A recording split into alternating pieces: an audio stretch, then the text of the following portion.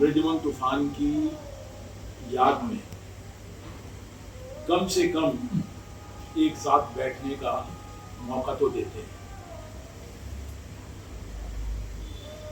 और ये बात भी ऐतिहासिक रूप से बिल्कुल तय है कि जो कौम, जो परिवार, कुनबा अपने पुरखों का, अपने बुजुर्गों का, उनको भुला देता है, तो उसका भी कोई तवारीख में कोई स्थान कभी रह नहीं पाता। बृजमन तूफान और सावनदास गुप्ता दिल्ली की सियासत में एक ऐसी दो शख्सियत हुई है, इनके बिना अगर इनके कारनामों को, इनकी सोच को, इनके ज्ञान, त्याग, संघर्ष को अगर केवल उसको हम अपने दिमाग में रख लें, तो मैं विश्वास के साथ कहता हूं सिद्धू साहब, कभी निराशा आ ही नहीं सकती। तूफान साहब जिनकी याद के अंदर ये आज रखा है, वो कोई मामूली इंसान थे। सिद्धू साहब बता रहे थे, उस जमाने के आला तरीन तालीम याफ्ता लंदन के अंदर बड़ी नौकरी पे काम करते हुए छोड़कर मुल्क की आजादी के लिए वो हिंदुस्तान में आ गए थे। और उस जमाने के खानदान बड़े एक अफसर के बेटे थे, मामूली नहीं थे। उसके बावजूद उन्होंने अपनी तमाम उम्र मजदूरों के लिए, बेसहारा लोगों के लिए, बेजुबान लोगों के लिए लड़ा दी। मेरे जैसे आदमी ने इन दोनों नेताओं के नेतृत्व में सालों साल काम किया।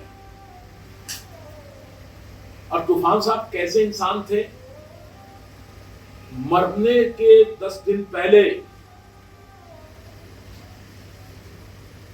उनका क्या मांग थी, क्या उनकी दिली तमन्ना थी, क्या मिशन था, कोई भूखा ना सो। मुझको टेलीफोन करके कहा उन्होंने, यार तुम जाओ, एक क्लेयर वाला गुरुद्वारा है, उसमें 2 बोरी आटा दिया। कोई अपने लिए तड़फ नहीं थी, कोई अपने लिए मांग नहीं थी कि मेरे लिए करो, भूखे लोगों को रोटी मिल जाए, इसके लिए वो करने वाले थे। और दूसरी तरफ बगावत 62 में जब चीनी हमला हिंदुस्तान पे हुआ, तूफान साहब सोशलिस्टों के टोले को लेकर कम्युनिस्ट पार्टी के दफ्तर के ऊपर वहां पे उन्होंने वहां पर चढ़ाई कर दी। ये उनका इतिहास हमारे सामने है। सिद्दीकी बिल्डिंग के अंदर जो हमारा दिल्ली का दफ्तर था, हमेशा वहां साथियों के बीच में घिरे होकर नौजवानों में उत्साह बढ़ाते हुए, हर एक को जो आते हैं, अरे तू तलवार काट ले, तू तैयार हो जा। कभी तूफान साहब ने नहीं कहा कि तुम अपना कैरियर बनाने के लिए चले जाओ, वो पैसा कमा लो, कर लो, यारो कुछ करो तो सही। आज मैं सिद्धू साहब बड़े तकलीफ के साथ कहना चाहता हूं, ज्ञान की बातें करना जो उसे कहते हैं ना, हार्मलेस क्रिएचर, उसका कोई अर्थ नहीं। आज हमारे पुरखे डॉक्टर लोहिया और जयप्रकाश नारायण क्या हिंदुस्तान के अंदर, हिंदुस्तान की सियासत में, तवारीख में कितने ऐसे नेता हैं जो उनके साथ खड़े हो पाएंगे, उनकी कतार के अंदर खड़े पाएंगे। तमाम उम्र उन्होंने अपनी जिंदगी को खपा दिया, और आज किस तरह से उनकी चरित हत्या हमारे सामने सोशल मीडिया में लाखों, इससे बड़ा कोहराम कोई दुनिया के अंदर हो नहीं सकता। तो कैसे आदमी तैयार होगा भाई? अगर लोहिया और जयप्रकाश भी अगर गद्दार हैं, तो हम किसको आदर्श दिखाएंगे, किसके अंदर जाएंगे? फकीरों की जिंदगी इन लोगों ने गुजारी है। कोई दर नहीं, कोई घर नहीं, कोई परिवार नहीं, कोई बैंक बैलेंस नहीं, तमाम उम्र जो आज मसावाद समाजवाद के लिए हमारे नेता लड़ते रहे, उनके चरित्र को आज किस, ये ऐसा नहीं है, बड़ा साजिशन है। हिंदुस्तान के वो हर कम्युनिस्ट और कांग्रेसी जो सत्ता की मलाई चाट रहे थे, भाजपा का राज आया और किसी के ऊपर बस नहीं चला तो चलो सारा कुरान उनके खिलाफ उड़ेल दिया। आज कम्युनिस्ट पार्टी, कांग्रेस पार्टी के वो लोग जो सो कॉल्ड प्रोग्रेसिव, होता क्या था कांग्रेस पार्टी के राज में? जितने कांग्रेस पार्टी में केवल दो चीज थी, वहां कोई एकेडमिक काम नहीं था, कोई स्टडी सर्कल नहीं था, कोई यूथ को तैयार करने के लिए बात नहीं थी, कोई मतलब वैचारिक कोई बात ही नहीं थी। वहां का मंत्री लूटता था रुपए और अपनी जेब भर लेता था। और उस जमाने में सारे इस तरह के सो कॉल्ड प्रोग्रेसिव जितनी यूनिवर्सिटियां थी, जितने कमीशन थे, जितने एकेडमिक इंस्टीट्यूशन थे, वाइस 2/3 बहुमत वाली पार्टी कांग्रेस पार्टी रसातल में किस लिए गई? लोहिया कोई अपना 30 साल अलाउद्दीन का चिराग था, छू दिया, पारस हो गया। अरे वही जो 71 के बाद की पार्टी थी, 2 पे भाजपा आ गई थी। भाजपा के जरा समझे बिना काम नहीं होगा, आप कहने से कुछ नहीं होगा। भाजपा के अंदर भाजपा ने 1925 में बना हुआ आरएसएस में, इसलिए सिद्धू साहब बात को अपने साथियों को बताना चाहता हूं, ऐसे भाजपा पर सरे इख्तियार नहीं हुई हिंदुस्तान की गद्दी पर। 1925 में बना हुआ संघ, उसने किसी भी दूसरे मूवमेंट से कम अपने मिशन के लिए सेक्रीफाइस कम नहीं किया। सुबेरे भोर में अंधेरे में 6 बजे आवाज लग जाती है, भाई जी आओ शाखा का समय हो गया, आंधी हो, तूफान हो, बारिश हो, चलो शाखा में। क्या संगठन बनाया? एकला चाला मुबर, जो एक आदेश है उसको पालन करना है। आज देखो सियासत में क्या क्या गुल खिला है। सामाजिक समीकरणों में हरियाणा जैसी स्टेट के अंदर अगर जब उनका चीफ मिनिस्टर था, वर्तमान वाला वो रहता, क्या नाम था उसका मैं भूल गया, खट्टर, कभी बीजेपी नहीं जीत सकती। एक रात के अंदर उन्होंने लाके वहां पे सैनिक खड़ा कर दिया। मध्य प्रदेश के अंदर जाके वहां पे एक यादव खड़ा कर दिया। हिंदुस्तान की प्राइम मिनिस्टर पहले गोविंद एक दलित को बना दिया, बाद में फिर एक आदिवासी महिला को बना दिया। ऐसे से जहां भी उनको लगता है कि हमें पार्टी का आएगा, मजाल है किसी ने चूक चपड़ की, एक एमएलए नहीं गया कांग्रेस पार्टी का, बारात की तरह बारात पूरी चलेगी। एमपी 6 बार के एमपी, केंद्रीय मंत्रिमंडल के सदस्य, पार्टियों के प्रेसिडेंट, दिल्ली का लानत है कांग्रेस पार्टी के ऊपर। दिल्ली का सदर लवली 4 बार का एमएलए, मिनिस्टर, पार्टी का प्रेसिडेंट, और वो बीजेपी का पट्टा डाल के चला गया। और हमारे ऊपर समाजवादियों में जिन्होंने गद्दारी करके जो भाजपा में गए, उनके आरोप से कि सारा समाजवादी पार्टी जो है ये सोशलिस्ट के लिए जिम्मेदार है, उन पे आरोप करता है। भाई कांग्रेस ने अपने संगठन को खड़ा क्यों नहीं किया? इसकी जिम्मेदारी किसकी है? पंजाब का गया, हो पंजाब का गया साहब, हाँ उसके लड़का गया। एक नहीं, सिद्धू साहब देखोगे उनका तो इतिहास है पूरा। मैं ये कहना चाहता हूँ, मेरा तकलीफ ये इस बात की है, हमारा आदर्श खत्म हो रहा है, हमारी नई पीढ़ी हमारे साथ नहीं आ पा रही। आए कैसे?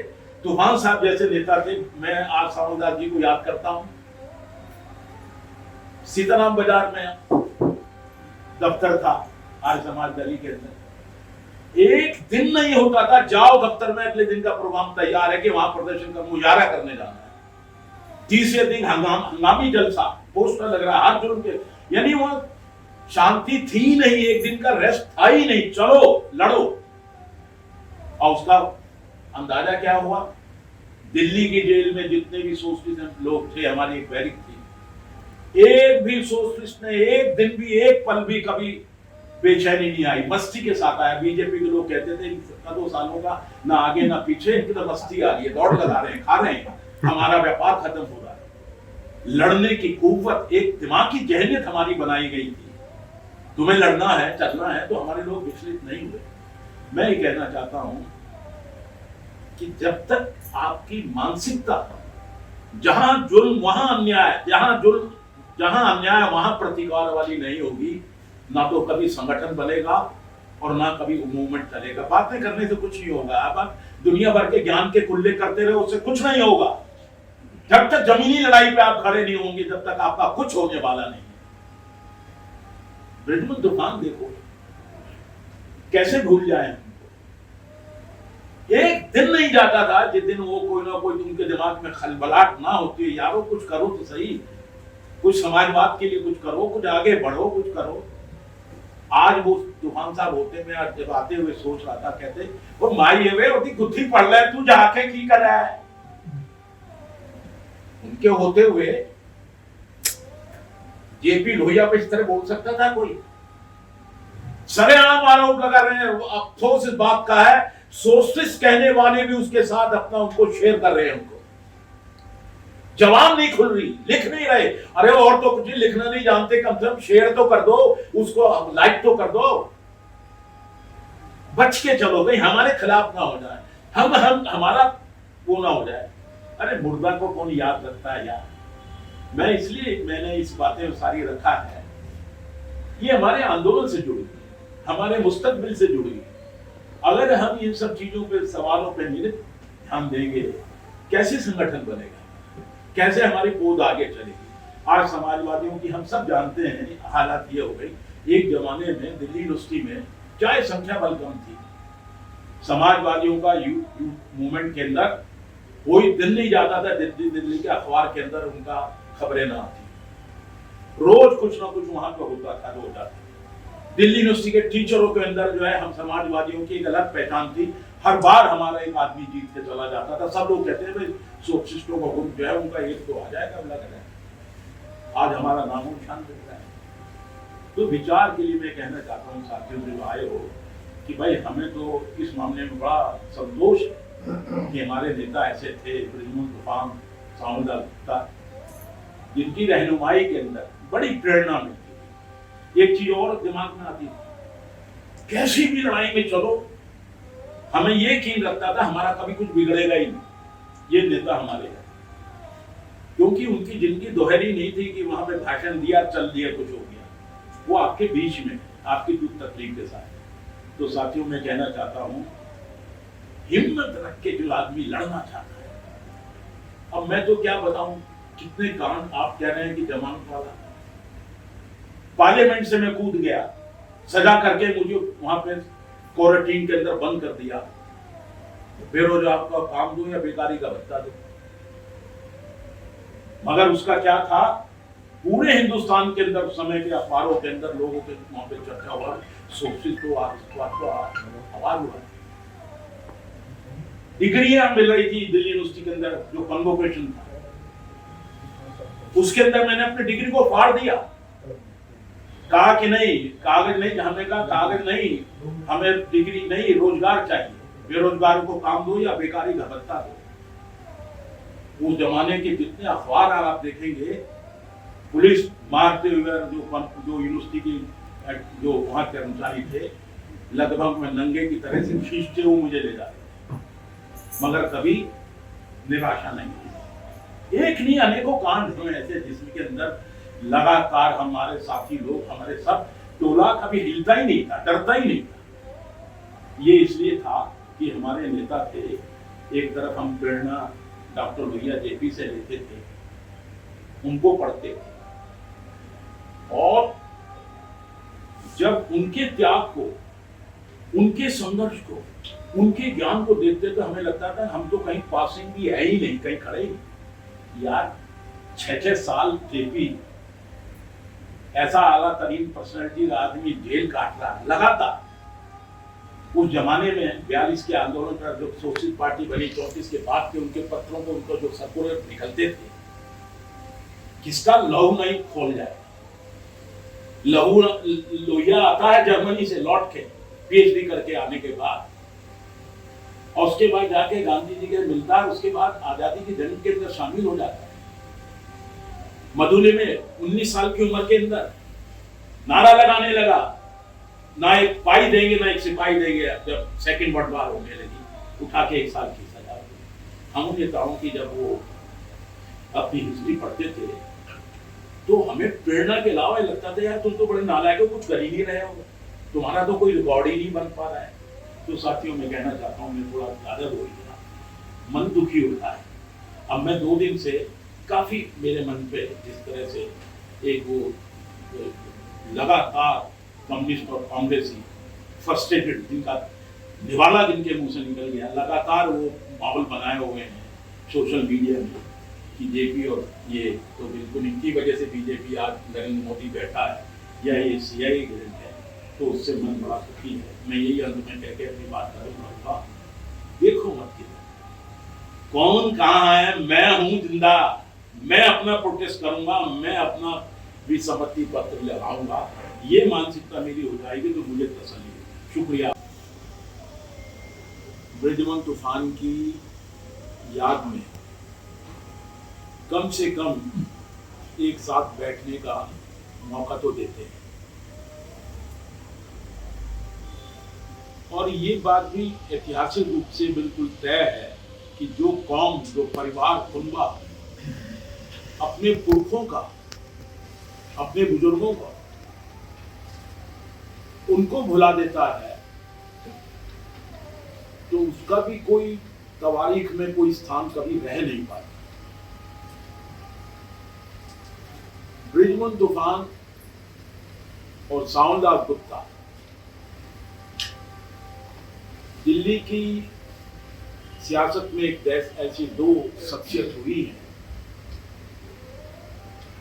इनके बिना अगर इनके कारनामों को, इनकी सोच को, इनके ज्ञान, त्याग, संघर्ष को अगर केवल उसको हम अपने दिमाग में रख लें तो मैं विश्वास के साथ कहता हूं सिद्धू साहब, कभी निराशा आ ही नहीं सकती। तूफान साहब जिनकी याद के अंदर ये आज रखा है, वो कोई मामूली इंसान थे।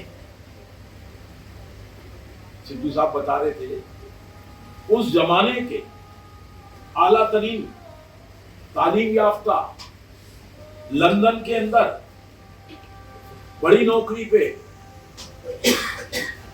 काम करते हुए छोड़कर उनकी आजादी के लिए वो हिंदुस्तान में आ गए थे, और उस जमाने के खानदान बड़े एक अफसर के बेटे थे, मामूली नहीं थे। उसके बावजूद उन्होंने अपनी तमाम उम्र मजदूरों के लिए, बेसहारा लोगों के लिए, बेजुबान लोगों के लिए लड़ा दी। मेरे जैसे आदमी ने इन दोनों नेताओं के नेतृत्व में सालों साल काम किया। और तूफान साहब कैसे इंसान थे, मरने के 10 दिन पहले उनका क्या मांग थी, क्या उनकी दिली तमन्ना थी, क्या मिशन था, कोई भूखा ना सो। मुझको टेलीफोन करके कहा उन्होंने, यार तुम जाओ, एक क्लेयर वाला गुरुद्वारा है, उसमें 2 बोरी आटा दिया। कोई अपने लिए तड़फ नहीं थी, कोई अपने लिए मांग नहीं थी कि मेरे लिए करो, भूखे लोगों को रोटी मिल जाए, इसके लिए वो करने वाले थे। और दूसरी तरफ बगावत 62 में जब चीनी हमला हिंदुस्तान पे हुआ, तूफान साहब सोशलिस्टों के टोले को लेकर कम्युनिस्ट पार्टी के दफ्तर के ऊपर वहां पे उन्होंने वहां पर चढ़ाई कर दी। ये उनका इतिहास हमारे सामने है। सिद्दीकी बिल्डिंग के अंदर जो हमारा दिल्ली का दफ्तर था, हमेशा वहां साथियों के बीच में घिरे होकर नौजवानों में उत्साह बढ़ाते हुए हर एक को जो आते हैं, अरे तू तलवार कट ले, तू तैयार हो जा। कभी तूफान साहब ने नहीं कहा कि तुम अपना कैरियर बनाने के लिए चले जाओ, वो पैसा कमा लो, कर लो, यारो कुछ करो तो सही। आज मैं सिद्धू साहब बड़े तकलीफ के साथ कहना चाहता हूं, ज्ञान की बातें करना जो उसे कहते हैं ना हार्मलेस क्रिएचर, उसका कोई अर्थ नहीं। आज हमारे पुरखे डॉक्टर लोहिया और जयप्रकाश नारायण, क्या हिंदुस्तान के अंदर, हिंदुस्तान की सियासत में, तवारीख में कितने ऐसे नेता हैं जो उनके साथ खड़े हो पाएंगे, उनकी कतार के अंदर खड़े पाएंगे? तमाम उम्र उन्होंने अपनी जिंदगी को खपा दिया और आज किस तरह से उनकी चरित हत्या हमारे सामने सोशल मीडिया में लाखों लाखों लोगों के बीच में जा रही है। आज उन पे आरोप लगाया जा रहा है कि वो इजराइल के दलाल हैं, उनको इजराइल से पैसा मिलता था, उनका टिकट वहां से आता था, जाते थे, और लानत है हमारे ऊपर, हम उसको सुन रहे हैं। हमारे यहाँ के बड़े बुद्धिजीवी जानता हूं, लंबी चौड़ी बातें करेंगे, इधर की बात फेंकते रहेंगे जिसका कोई अर्थ नहीं है, मजाल एक शब्द उसके खिलाफ लिखते हैं। इतने हिंदुस्तान में सोशलिस्ट हैं, कितने लोग उसका प्रतिकार कर रहे हैं। जयप्रकाश लोहिया पर यह आरोप लगे कि वो सीआईए के एजेंट, उनको रुपया आता था, वहां से टिकट आता था, जाते थे। इससे बड़ा कोहराम कोई दुनिया के अंदर हो नहीं सकता। तो कैसे आदमी तैयार होगा भाई?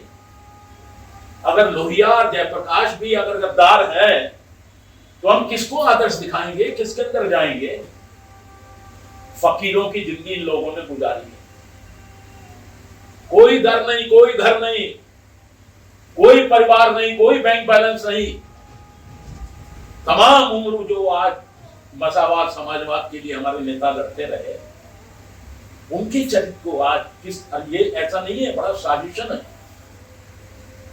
हिंदुस्तान के वो हर कम्युनिस्ट और कांग्रेसी जो सत्ता की मलाई चाट रहे थे, भाजपा का राज आया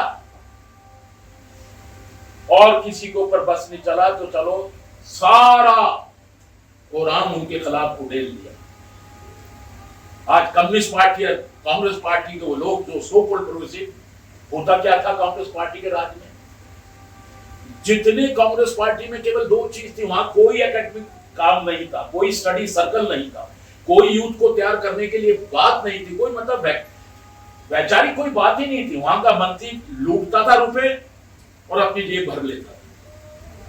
और उस जमाने में सारे इस तरह के सो कॉल्ड प्रोग्रेसिव जितनी यूनिवर्सिटियां थी, जितने कमीशन थे, जितने एकेडमिक इंस्टीट्यूशन थे, वाइस चांसलर थे, जितने बड़े बड़े डेलीगेशन विदेशों में जाते थे, जितने बड़े बड़े उनसे, यानी यहां तक थे कि सफदर हाशमी ट्रस्ट को 200 करोड़ रुपया जो है वो जब ये अर्जुन सिंह एचआरडी मिनिस्टर थे उन्होंने उसको दिया, उसको लेके गया। जब वो बेरोजगार हो गए, कब आ गए, इसमें हमारा कसूर है, लोहिया का कसूर है? 2/3 बहुमत वाली पार्टी कांग्रेस पार्टी रसातल में किस लिए गई? लोहिया कोई अपना 30 साल अलाउद्दीन का चिराग था, छू दिया, पारस हो गया। अरे वही जो 71 के बाद की पार्टी थी, 2 पे भाजपा आ गई थी। भाजपा के जरा पाला समझे बिना काम नहीं होगा, आप कहने से कुछ नहीं होगा। भाजपा के अंदर भाजपा ने 1925 में बना हुआ आरएसएस में, इसलिए सिद्धू साहब बात को अपने साथियों को बताना चाहता हूं, ऐसे भाजपा पर सरे इख्तियार नहीं हुई हिंदुस्तान की गद्दी पर। 1925 में बना हुआ संघ, उसने किसी भी दूसरे मूवमेंट से कम अपने मिशन के लिए सेक्रीफाइस कम नहीं किया। सुबेरे भोर में, अंधेरे में 6 बजे आवाज लग जाती है, भाई जी आओ, शाखा का समय हो गया, आंधी हो, तूफान हो, बारिश हो, चलो शाखा में। क्या संगठन बनाया? एकला चाला मूवर, जो एक आदेश है उसको पालन करना है। आज देखो सियासत में क्या क्या गुल खिला है। सामाजिक समीकरणों में हरियाणा जैसी स्टेट के अंदर अगर जब उनका चीफ मिनिस्टर था, वर्तमान वाला वो रहता, क्या नाम था उसका मैं भूल गया, खट्टर, कभी बीजेपी नहीं जीत सकती। एक रात के अंदर उन्होंने लाके वहां पे सैनिक खड़ा कर दिया। मध्य प्रदेश के अंदर जाके वहां पे एक यादव खड़ा कर दिया। हिंदुस्तान की प्राइम मिनिस्टर पहले गोविंद एक दलित को बना दिया, बाद में फिर एक आदिवासी महिला को बना दिया। ऐसे ऐसे जहां भी उनको लगता है कि हमें पार्टी का आएगा, मजाल है किसी ने चूक चपड़ की, एक एमएलए ने गया कांग्रेस पार्टी का, बारात की तरह बारात की बारात पूरी पूरी चलेगी। एमपी 6 बार के एमपी, केंद्रीय मंत्रिमंडल के सदस्य, पार्टियों के प्रेसिडेंट, दिल्ली का लानत है कांग्रेस पार्टी के ऊपर, दिल्ली का सदर लवली, 4 बार का एमएलए, मिनिस्टर, पार्टी का प्रेसिडेंट, और वो बीजेपी का पट्टा डाल के चला गया। और हमारे ऊपर समाजवादियों में जिन्होंने गद्दारी करके जो भाजपा में गए, उनके आरोप से कि सारा समाजवादी पार्टी जो है ये सोशलिस्ट के लिए जिम्मेदार है, उनका आरोप करता है। भाई कांग्रेस ने अपने संगठन को खड़ा क्यों नहीं किया? इसकी जिम्मेदारी किसकी है? पंजाब का गया, वो पंजाब का गया सारा, हाँ उसके लड़का गया। एक नहीं, सिद्धू साहब देखोगे उनका तो इतिहास पूरा कुल। मैं ये कहना चाहता हूँ, मेरा तकलीफ ये इस बात की है, हमारा आदर्श खत्म हो रहा है, हमारी नई पीढ़ी हमारे साथ नहीं आ पा रही। आए कैसे? तूफान साहब जैसे नेता थे, मैं आज सामलदास जी को याद करता हूँ, सीताराम बाजार में दफ्तर था आर्य समाज दली के अंदर, एक दिन नहीं होता था जाओ दफ्तर में, अगले दिन का प्रोग्राम तैयार है कि वहां प्रदर्शन का मुजाहरा करने जाना है, तीसरे दिन हंगामी जलसा, पोस्टर लग रहा है, हाथ जोड़ के, यानी वहां शांति थी नहीं, एक दिन का रेस्ट था ही नहीं, चलो लड़ो। और उसका अंदाजा क्या हुआ? दिल्ली की जेल में जितने भी सोशलिस्ट लोग थे, हमारी एक बैरिक थी, एक भी सोशलिस्ट ने एक दिन भी, एक पल भी कभी बेचैनी नहीं आई, मस्ती के साथ आया। बीजेपी के लोग कहते थे 2 सालों का ना आगे ना पीछे, इनकी तो मस्ती आ रही है, दौड़ लगा रहे हैं, खा रहे हैं, हमारा व्यापार खत्म हो रहा है।